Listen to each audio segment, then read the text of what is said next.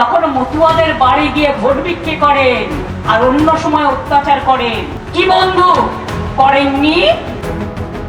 বাংলা বললেই বাংলাদেশি, বাংলা বললেই গলা ধাক্কা, এমনকি বাদ যাচ্ছেন না মতুয়া রাজবংশীরাও।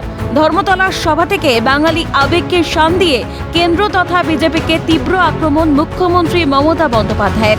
ধর্মতলার মঞ্চ থেকেই হুঙ্কার শানিয়ে মুখ্যমন্ত্রীর দাবি পুশব্যাক করা হচ্ছে মতুয়া রাজবংশীদেরও। নির্বাচনের সময় তখন মতুয়াদের বাড়ি গিয়ে ভোট বিক্রি করেন আর অন্য সময় অত্যাচার করেন। কি বন্ধু করেননি? রাজবংশী কতজনকে বাংলাদেশে পুশব্যাক করা হয়েছে, তাদের জেলে রাখা হয়েছে, জবাব দিন। বাংলা কথা বলার অপরাধে পুশব্যাক করা হচ্ছে রাজবংশীদেরও, এমনকি জেলেও আটকে রাখা হয়েছে। অন্ধকূপে রেখে দেওয়ার প্রসঙ্গও তোলেন তিনি। এদিকে মঙ্গলবারই বাংলা বিরোধী বিজেপি শাসিত দিল্লিতে বসন্তকুঞ্জের জয়হিন্দ কলোনির বাঙালিদের ন্যূনতম নাগরিক পরিষেবা বন্ধ করে দেওয়ার অভিযোগ ওঠে। ওই কলোনিতে বসবাসকারী বাঙালিদের জল ও বিদ্যুতের লাইন কেটে দিয়ে অমানবিক আচরণ করারও অভিযোগ ওঠে। কিন্তু কেন? শুধু বাংলায় কথা বলা মানেই বাংলাদেশের বাসিন্দা? কোন অপরাধে দণ্ডিত করা হয়েছে বাংলাভাষীদের? 16 জুলাইয়ের সভামঞ্চ থেকে কেন্দ্রের কাছে জবাব চাইলেন মুখ্যমন্ত্রী। नोदियाल लोकेদের छत्तीसगढ़ में आप रुक के रखा, कल कोर्ट में मेरे को मामला करने पड़ा एमपी को भेज के। दिल्ली में जो हमारा इधर का आदमी है उसको आप पानी कनेक्शन काट दिया, वाटर कनेक्शन, इलेक्ट्रिसिटी केटे दिएছেন, অন্ধকূপের মতো রেখে দিয়েছেন। আমাদের এমপিরা তাদের নিয়ে 48 ঘন্টা ধর্ণা করেছেন।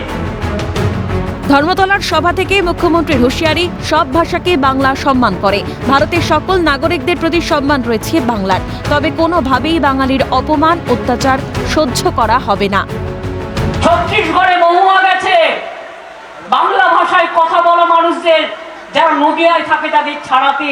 বন্ধ গাইঘাটা উত্তর 24 পরগনা, সেই মানুষগুলোর ওপর কাল মহারাষ্ট্রে পুনেতে অত্যাচার হয়েছে।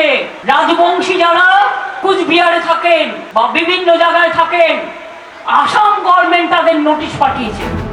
মূলত প্রান্তিক হিন্দুদের একটি অংশ মতুয়া হিসেবে পরিচিত।